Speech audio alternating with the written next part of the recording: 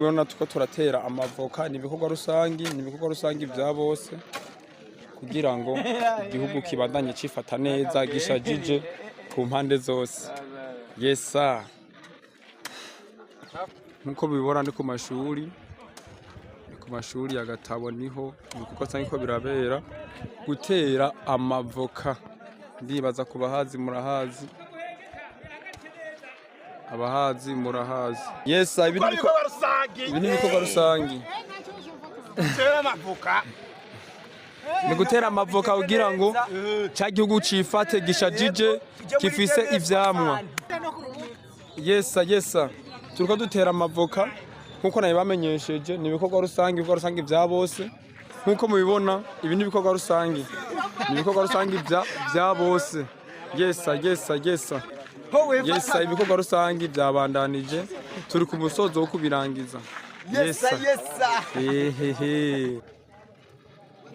Murabona icama Maraus ubatazira Fabirove Dakeshan Boy yashitse mu bikorwa vyo gutera amavoka. Nkuko mubibona rero ibintu bikorwa rusangi biriko birabera muri zone Gatabo mutumba wa Gatabo neza na neza ku mashure niho hegeranijwe amavoka azotera igisagara cyose.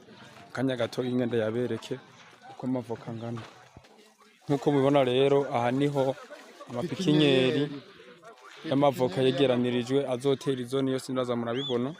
N'amavoka ashajije neza cyane, arashajije imeshi igisagara ca Gatabo cyose kizokwigwa n'amavoka nkuko bimeze baza murabibona uko vyifashe kose. Yesa. Aha aya n'amavoka azotera izone yose yiva ikagera. Yiva hose ikagera niho aya mavoka azoterwa. Ndibaza murabibona neza ko izone iriko irategurwa neza, iriko iraterwamwo ivyamwa vyinshi cyane. Kira mutumba wose wa Gatabo amavoka azoba atewe mu myaka 2 n'imbere. So twatanguye kuyarya vyoroshe. Yesa